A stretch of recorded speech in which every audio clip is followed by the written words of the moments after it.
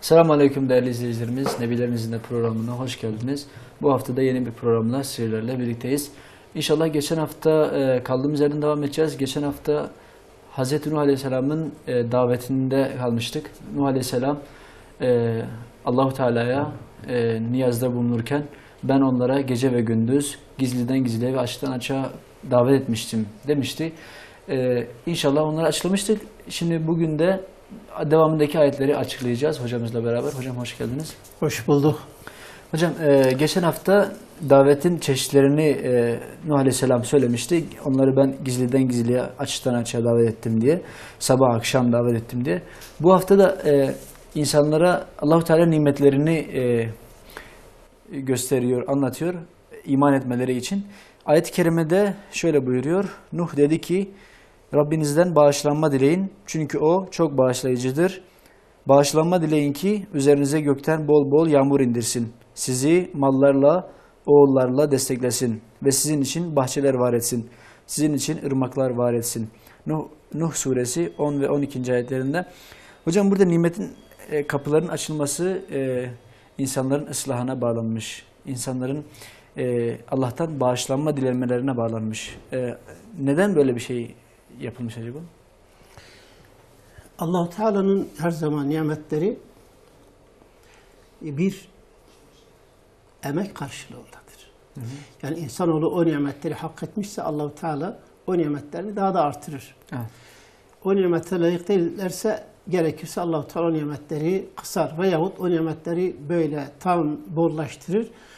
O insanlar tam böyle o bolluğun içerisine girmişken, tam böyle sefahata dalmışken birden azabıyla onları yakalar. Evet. İşte bundan dolayı Nuh Aleyhisselam kendi kavmine diyor ki Allah'tan bağışlanma dileyin. Yani istiğfarda bulunun. Bulunun ki Allah'tan böyle bağışlanmada bulunun, istiğfarda bulunun ki Allah-u Teala da size gök kapılarını açsın. Evet. Allah size gökten yağmur indirsin. Hı hı. Demek ki gökten yağmurun indirilmesiyle insanların Allah'a karşı istiğfarda bulunması, tövbe edip onlara yönelmesi birbirine bağlantılı olan bir şeydir. Evet. Bu bütün peygamberlerin hemen hemen davetinde vardır. Allah azgın bir kavme peygamber gönderince o azgın kavim peygamberin icabetine karşı çıkar, onu yalanlar ve davetin önünü tıkamaya çalışırken Allah-u Teala onları bir takım imtihanlara tabi tutar. Hı hı. Yağmurları keser. Hı. Ondan sonra çeşit çeşit belalar gönderir. Kimilerine çekirge gönderir, bitkilerini yer bitirir. Kimilerine kumel, karınca gönderir. Kimilerine kurbağa gönderir. Kimilerine bir rüzgar gönderir, böyle kavurucu bir rüzgar bitkileri yok eder. Bitkiler yeryüzünde kuruyunca insanların azık deposu yok oluyor. Hı hı. Hayvanlar ölüyor, telef oluyor. Bitkiler bitmiyor. İnsanlar aciz ve fakir içerisinde kalıyorlar. Böyle bir aciz ve fakir içerisinde kaldıkları zaman işte bir yere artık bağlanma ihtiyacını hissederler. Evet. Yani bir yerden yardım isterler. Yardım gönderen birilerine göz dikerler. Hı hı. Kim olabilir? Bu yardımları gönderen kimdir? Asıl bu nimetlerin sahibi kimdir? Bunları veren kimdir? Ona dönmek lazım, ona yönelmek lazım. Evet. Allah-u Teala bazen böylece bu nimetlerini kısar. Gök kapılarını kapatır, yağmur indirmez. Yer nimetlerini çeker, yer bitki bitirmez. Evet. Ve insanlar fakr-ı zaruret içerisine girince bu defa artık müminler Allah-u Teala'ya iltica ederler, istiğfarda bulunurlar. Cahil insanlar, Allah'ın işte Razak, Hakim olan sıfatlarına inanmayanlar, rızkın başkalarına bağlı olduğunu, kendi taptıkları putlara, ilahlara bağlı olduğunu zannederler, daha da fazla o putlarına yapışırlar. Ondan yardım isterler, onun önüne gider, ağlarlar, feryat ederler. Hı hı. Sen bize yardım et, bize işte himmet et, ona yakarırlar. Nuh kavmi de bu şekilde Allah-u Teala gök kapılarını kapayınca yağmur yağmayınca bunlar gittiler Yağuz, Yauk ve Nesr putları önünde ağlamaya başladılar. Onlardan işte yağmur yağdırılmasını istediler. Yağmur yağmadı.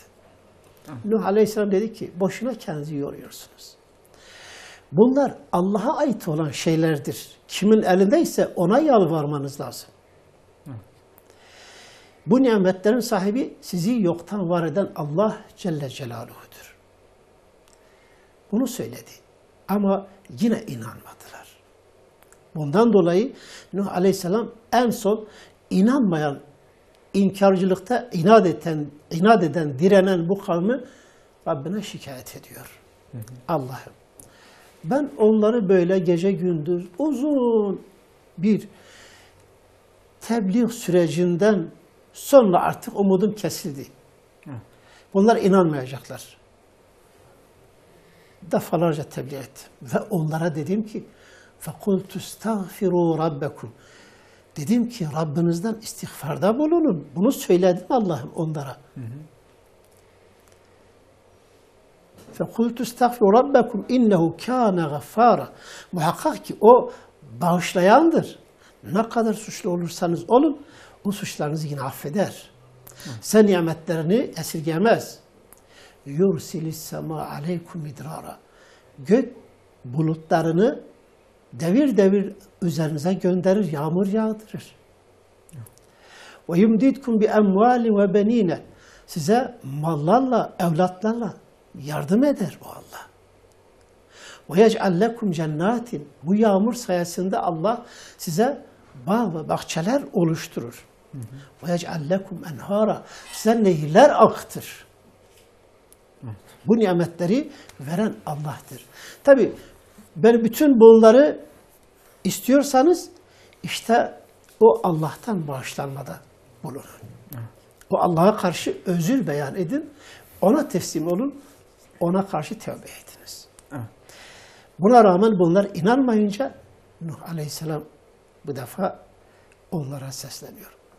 فَمَا لَكُمْ لَا تَرْجُونَ لِلّٰهِ وَقَارًا Ne oluyor size ki siz vakarı Allah'a ait kılmıyorsunuz? Yani büyüklüğü Allah'a ait kılmıyorsunuz. Yani Allah'ı bırakıyor, onu atlıyor. Gidiyorsunuz başka aciz nesnelerden bu yardımları istiyorsunuz. Yani hocam burada anladığımız kadarıyla Nuh Aleyhisselam, onların çektiği bazı sıkıntılar var. Kuraklık gibi, belki mal, evlat sıkıntıları gibi. Ve bunda Allah-u Teala, Nuh Aleyhisselam onlara bir çözüm yolu sunuyor. Diyor ki Allah'a yalvarın, bağışlanma dileyin ki Allah-u Teala size yağmurlar yağdırsın. Sizin için mallar ve evlatlar versin, nasip etsin. Şunu böyle bugünkü zamana ele alırsak. Evet. Şimdi bu kafirler çok bolluk içinde bir hayat sürüyorlar. Bugünkü şeyi nasıl anlamamız lazım acaba bu ayete göre? Yani kafirlerin bugün içinde bulunduğu bolluk durumu nasıl değerlendirmeliyiz? Bunlar gerçekten bolluk içinde mi yaşıyorlar yoksa başka bir şey, hikmet mi var? Tabii ki bunu görünce yani aslında bu gün bolluk içerisinde yani görünüyor insanlar, görünüyor olanlar gerçekten bolluk içinde mi değil mi? Onu sonra açıklayacağız. Filhakka ise bunlar varlık içinde yokluk yaşıyorlar. Bunu bilelim. Varlıklı görünüyor iseler de yoklukla boğuşuyorlar. Yokluk içindedirler. Ama Nuh Aleyhisselam yani bu ayet-i kerimede insanların bu yokluklardan kurtulmak için istiğfarda bulunmaları gerekiyor. Allah'a teslim olmak. Yani insanlar Allah'a teslim olurlarsa, Allah'tan rızkı isterlerse Allah bağışlayandır. Nimetlerini esirgemeyendir. Nimetlerini verir. Bu nimetleri Allah Celle Celaluhu yeryüzü halkları için, hepsi için yaratmıştır. Ancak buna layık olanlar inananlardır. Layık olmayanlar da bu nimetlerden faydalanırlar, yerler. Allah-u Teala en güzel nimetleri inanan kulları için yaratmıştır. Bazıları işte dünyada sanki iyi insanların pek payı yoktur. Bu dünyada Allah-u Teala yani nimetleri sadece dünyalıklar için yaratmıştır da ahirette onların payı yoktur ya. Evet. Aslında ahirette de onların da yeri vardır. Dünyada da herkesin yeri vardır. Yani Allahu Teala'nın cehenneme gönderdiği insanları cennete onlara bir yer, mekan hazırlamamıştır. Bunların cennette yeri olmadığı için cehenneme göndermiş demek değildir kesinlikle. Evet. Her insan için cennette de cehennemde de yeri vardır. Evet. Ancak insan o yeri hak etmediği zaman, iyi yeri hak etmediği zaman kötü yerine gider. Yine kendi yeridir.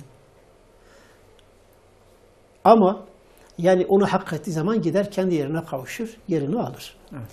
Bu o yeri hak etmeyen kafir, müşrik insanlar, münafık insanlar ebediyen cehennemde kalacaklar. Cennetteki yerleri için Allahu Teala yeniden mahlukları yaratır. Yeniden mahlukları yaratır. Ondan sonra cehennemi de cehennem için yeniden mahlukları yaratmaz. Kendi tecellisiyle onu doldurur. O onu doldurur.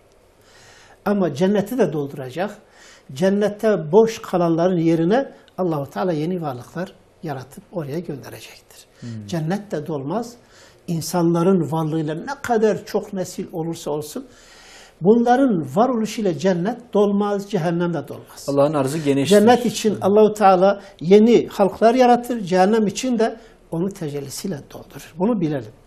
O yüzden dünyada, yeryüzünde de aynı şekilde cennette olan nimetlerin bir numarası, kopyası vardır. Evet. Aslında her cennetteki nimetin buradaki bir örneği vardır. Bu onun siparişi içindir. O nimete talip iseniz, onu istiyorsanız buyurun. Bak tadını görün ve ona talip iseniz şunları yapmanız lazım. Şöyle yapman. Yani Allah'a kul olmanız lazım. Allah'a bir tek Allah'a ibadet etmeniz lazım. İşte Allah kendisine kulluk edenleri, müminleri oraya gönderecektir. Muhakkak ki gönderecektir.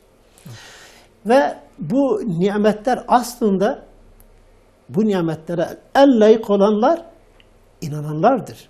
Sanki inananların dünyada bir payları yoktur. Dünya müminin zindanıdır. Cennetin, kafirin de cennetidir. Bunun asıl anlamı şudur. Yani dünya müminin zihni, Allah-u Teala müminler için dünyada nimet yaratmamıştır. Hayır. Allah'ın yarattığı nimetlerin en güzelinden müminlerin istifade etmesi lazım. Evet. En güzelinden istifade etmesi lazım. Böyle normalinden de değil. En güzelinden hem yemesi lazım hem de harcaması lazım. Allah yolunda infak etmesi lazım. Sadece kendi nefsi için değil, mümin kardeşleri için, davası için, dini için bunu kullanması lazım, harcaması lazım. Buna sahip olması lazım. Bu bir hedeftir. Allah-u Teala bu hedefi müminin de önüne koymuştur, kafirin de önüne koymuştur. Ancak kafir, münafık bu hedefe ulaşınca yalnız bana, benim kazandığım bana, sen de kazancın bana yine mantıkla. Onu harcar. Kapitalist bir mantıkla günümüz Evet. şeyle. Ama müminin mantığında ise Allah-u Teala'nın onun zihnine yerleştirdiği müsbet mantıkta ise ben kazancımdan istifade ederim, müminleri de istifade ettiririm.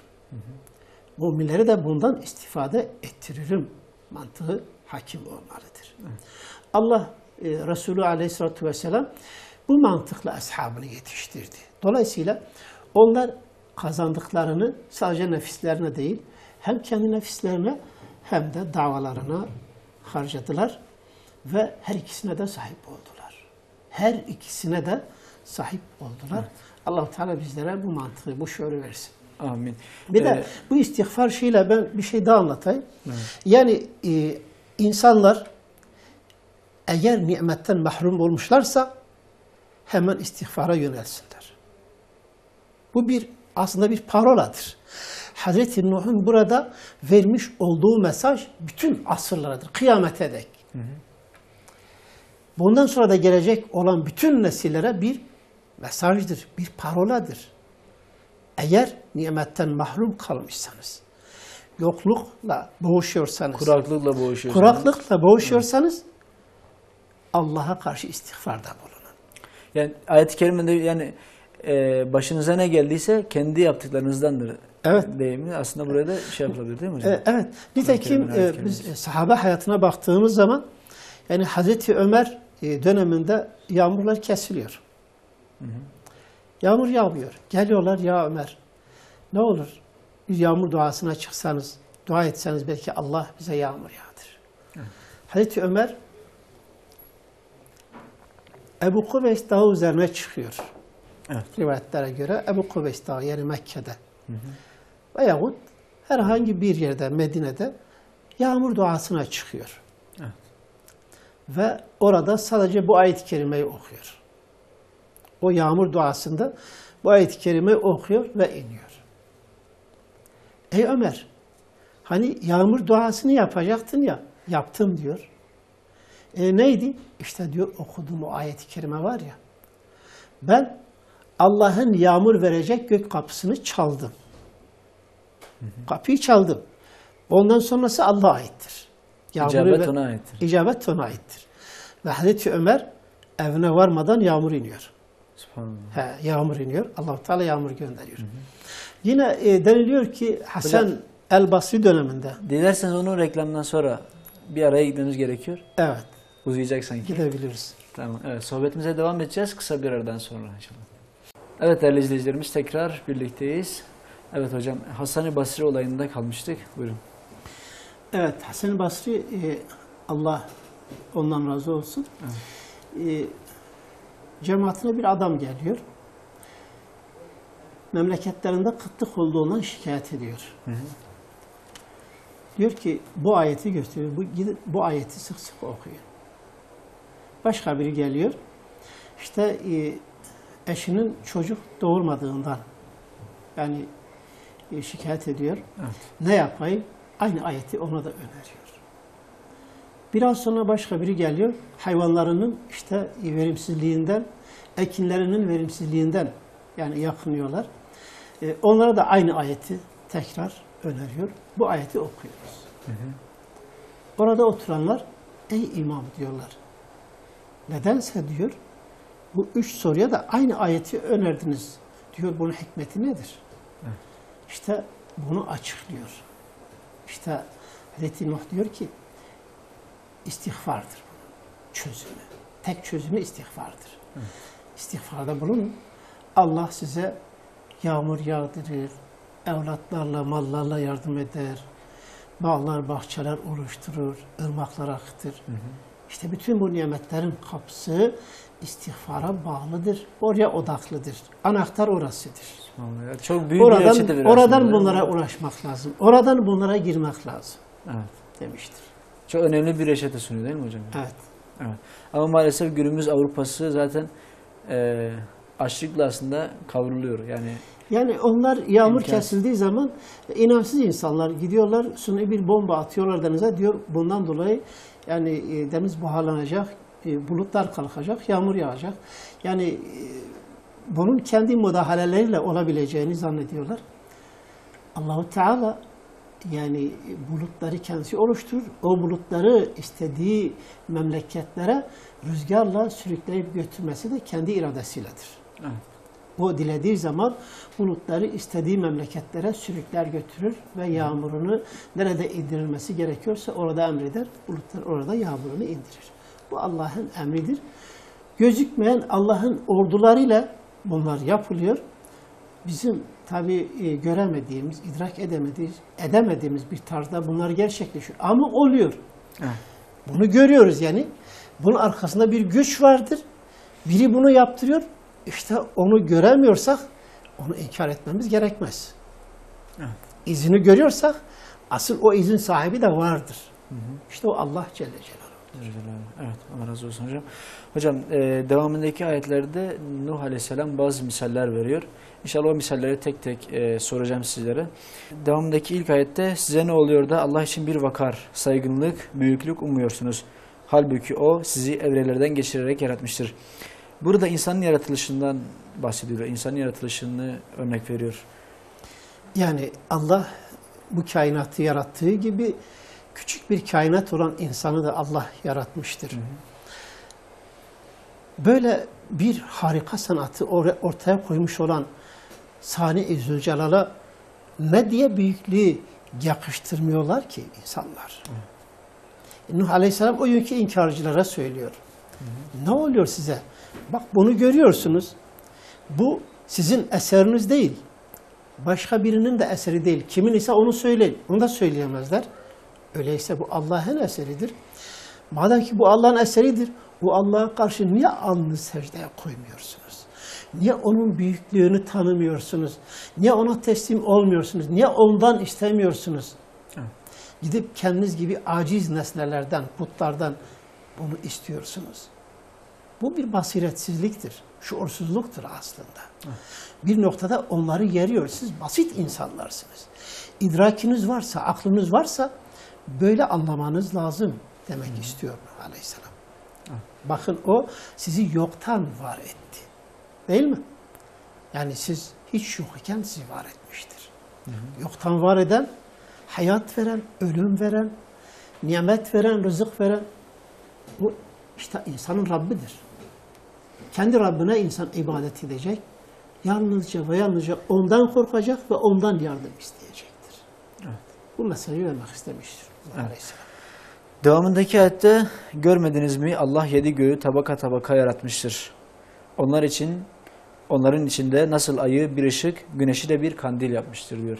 Burada da kainat kitabından örnekler, misaller veriyor. Başta insanın kendisine yani dikkatini çekiyor. Allah sizi böyle harika bir yani varlık yaratmıştır. Yani insan dışında insan gibi bir kopyası yoktur. Evet. Hani bazıları işte efendim insan maymundan türemiştir. Evrim geçire geçire insan olmuştur. Hayır. Akılsız bir şeyden akıllı bir şeyin çıkması ihtimal dışıdır. Evet. Maymun akılsızdır, idraksizdir, hayvandır yani. Dört ayaklı bir hayvan. Biraz işte titiz bir hayvan. Biraz hilekarlığı bilen bir hayvan. Ama yani insan gibi idrak sahibi değildir, şuur sahibi değildir. İnsanın diğer varlıklardan farklı şuur sahibi olmasıdır, iman sahibi olmasıdır. İşte bunu anlamayan idraksizler insanın aslını aslında yani insanı soysuzlaştırmak için, insanı Yahudi kompleksine kurban etmek için bunu yapmışlardır. Darwin Yahudidir. Yahudi asıllı biri. Yahudilerin bir tarihte maymuna dönüştüğünü söyleyen ayet-i kerime var ya, Kur'an-ı Kerim'i. Evet. İşte aslında yani bütün insanlar maymundan çıkmıştır. Yalnız Yahudiler maymunlaşmış değildir. Aslında bütün insanlar maymundan türemiştir. O kompleksi örtmek için yani. O aşağılıktan kurtulmak için böyle bir yalan uydurmuş, atmış insanlar arasına. Kimileri neredeyse bunu inanç haline getirmişler. Allah şuur versin, idrak versin.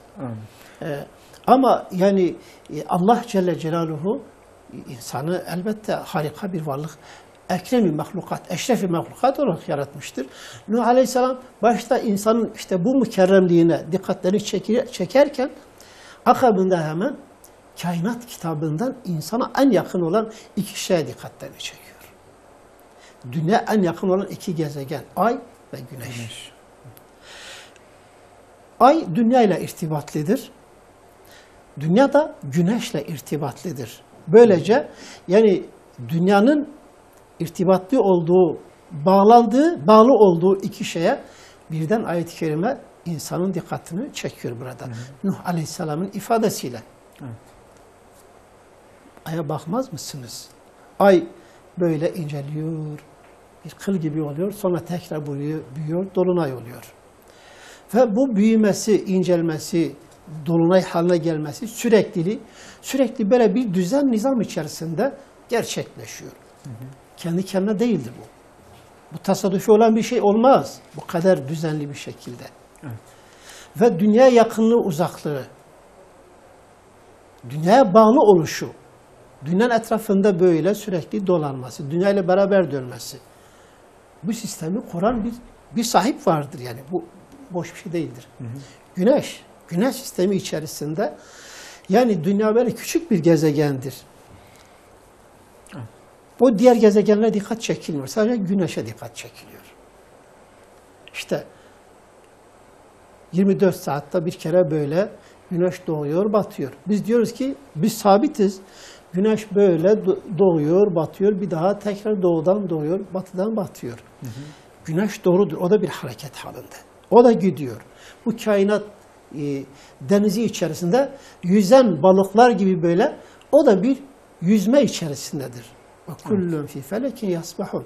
Hepsileri bu kendi yörüngesinde, kendilerine has olan yörüngede seyru sefer halindedırler. Güneş bu şekilde bir sefer içindeyken dünya da onunla birlikte hem kendi etrafında dönüyor hem de güneş etrafında dönüyor, gidiyor böyle. Bu sistem böyle bu kendi kendine oluşmuş bir şey değildir. Bakmaz mısınız buna? Allah yeryüzünü sizin için bir sergi yapmıştır ki orada geniş yollarda yürüyesiniz diye. Burada da dünyada... Yeryüzüne. Evet. Değil mi? Burada da yeryüzüne dikkat çekilmiştir. Yeryüzü insan için bir sergi olarak yaratılmıştır. Nuh Aleyhisselam demek ki kainat kitabında bu üç şey, yeryüzü, güneşe, aya, yeryüzüne insanların dikkatini çekmiş. Yani insanlarla alakadar olan sistemlere, yani gezegenlere dikkat çekmiştir. Oysa ki kainat içerisinde aydan, dünyadan yani yer küresinden, güneşten de daha büyük gezegenler vardır. Onların akılları, idrakleri o gün buna ermiyordu. Dolayısıyla onlara işaret etmemiştir. Anlayabildiği kadar anlatmıştır. Peygamberlerin üslubu budur. Yani muhatabı ne kadar anlıyorsa o kadarını anlatırlar. Böyle olayı çok güzel bir şekilde tasvir ederler. Onu idrakine sunarlar ve karar vermesini ona bırakırlar. Hocam devamındaki ayet-i kerimede ise Allah sizi yani babanız Adem'i yerden bir bitki bitirir gibi bitirdi, yarattı diyor. Şu soruyu da birleştirecek olursak, şimdi az önce ayette insan yaratılışından bahsetti. Sonra güneş ve aydan bahsetti. Daha sonra dünyadan bahsetti. Yine insanoğluna döndü. Hazreti Adem'i bitki bitirir gibi bitirdi diyor ayet-i kerimede Nuh Aleyhisselam. Yani canlandırdı. Evet. Yani bitki ölüdür. Bir tohum, ölü bir tohumdur. Atıyorsun toprağa, o parçalanıyor, bitki olarak çıkıyor ortaya. Bir ağaç oluyor. Evet. İnsanoğlunun da yani Allah-u Teala'nın yarattığı o işte çamurdan ki tohumudur. Yeryüzünün özüdür. Bütün yeryüzünden toprak numunelerini toplamış, bir hamur yoğurmuş. Onu insan suretine bir şekle koymuş. Sonra kendi ruhundan ona üflemiş, insanoğlu vermiştir. Böylece yani yeryüzünün nasıl böyle ölü bir topraktan bir bitkinin bitip ortaya çıkması gibi ölü bir toprak canlanmış, insan olmuştur. Sizi o şekilde yarattı diyor yani. Bitkiye dikkat çekmiştir. Çok basit bir şeye dikkat çekmiştir yani. Burada hocam yani o 4-5 ayeti de baktığımız zaman hepsinde insanların temel şeylerine, temel meselelerine el atmış ve onlardan örnek vermiş. Yani insan yaratılışından her gün hemhal olduğumuz ay ve güneşten, dünyadan ve insanın yaratılışından tekrar bahsetmiş. Burada örnekler veriliyor. Bir davetçi insanlara örnekler vermiş Nuh Aleyhisselam. Biz de bunu nasıl alabiliriz, nasıl anlamalıyız bu misaller verirken? Bu durumda bir davetçi, peygamberlerin misyonu yüklenmiş olan insanları Allah'ın dinine davet eden, gerçekleri onların aklına, idrakine sunan bir kişi olarak bu mesajı insanlara götürürken seçeceğimiz en güzel metot peygamberlerin metodudur. Evet. Nuh Aleyhisselam'ın buradaki metodu çok önemlidir. Bir prensiptir, bir kanundur. Evet. Kıyamete dek Allah-u Teala onu Kur'an ayetine koymuş. Kur'an bizim için bir hükümdür. Evet. Yani tartışılmaz bir konudur bu. Artık insanlar Kur'an uslubuyla insanlara gitmesi lazım. Tebliğciler, davetçiler insanları kazanmak istiyorlarsa, insanları etkilemek istiyorlarsa Kur'an'la insanlara gitsinler. Evet. Kur'an uslubuyla insanların aklının alabildiği kadar anlatsınlar. Bazı insanlar varır bir cemaate oturur, konuşur ama insanlar onun ne anlattığını bilmezler. Evet. Çok yabancı kelimeler, terimler kullanırlar. Kendi bilgiçliğini ortaya koyuyorlar. Ben bu kadar biliyorum, bu kadar marifet sahibiyim diye kendi ifade etmeye çalışırlar. Ama insanlara bir şey veremezler. Evet. Çünkü insanlara verecek bir şeyler istiyorlarsa insanların anladığı dilden anlatmaları lazım. O dilden konuşmak lazım. O dilden konuş. Allah Celle Celal bir kavme peygamber göndermişse o kavmin gerçeklerini bilen birini göndermiştir. Evet. Yani gerçekleriyle onlara hitap eden birilerini göndermiştir. Onların dilini bilen, kültürünü bilen, örfünü, adetini, psikolojisini bilen birini göndermiştir. Evet. Ya onların anlamadığı dilden konuşursa, kendilerini ilgilendirmeye alaka etmeyen meselelerden bahsederse dinlemezler ki. Sıkıcılık yaratır. Evet. Bıkkınlık verir. ve o insanlar onu dinlemezler, kulak asmazlar. Ama ihtiyaçlarına parmak bastığı zaman, dikkatlerine böyle yani çekilen bir şeyleri önlerine koyduğu zaman insanları celp eder ve insanlar isteseler de istemezler kendi kaptırırlar. İşte peygamberlerin üslubu budur. İnsanların ihtiyaç duyduğu şeyleri anlatmak. Eğer aç bir insana gidip güzel yemeklerden bahsediyorsan o insana bir zulümdür. O insanın nasıl yemeğe kavuşacağını anlatması lazım. İşte yemekler böyle yapılıyor ama adam açtır. Yani onu anlattığında onu işkence ettiriyorsun yani. Ama yani aç isen işte şunu yapsan bunu yapsan böylece yemek aç sahibi olursun. Ekmek sahibi ekmek kazanırsın. Evet. İhtiyaç duyar, dinler ve yapardı. Yani işte bu rehberliktir. Peygamberlerin vazifesi insanlara rehberlik etmektir. Yol göstermektir. Şaşırtmak değil. Kendi onlara pazarlamak değil. Kendi onlara ifade etmek değil. Onlar üzerinden bir takım emellere ulaşmak için böyle onları basamak edip bir yerlere varmak için yapılan nutuklar, ondan sonra süslü sözler, ifadeler tebliğcinin yapacağı şeyler değildir. Yani davetçi insanların muhatabının seviyesine inip evet, onun anlayacağı misaller vermeli her zaman, değil mi hocam? Evet. Allah razı olsun hocam. Programımızın sonuna geldik bu haftada. Allah razı olsun. Evet değerli izleyicilerimiz, bu hafta da programımızın sonuna geldik. İnşallah haftaya buluşmak dileğiyle. Allah'a emanet olun. Esselamu Aleyküm ve Rahmetullahi ve Berekatuhu.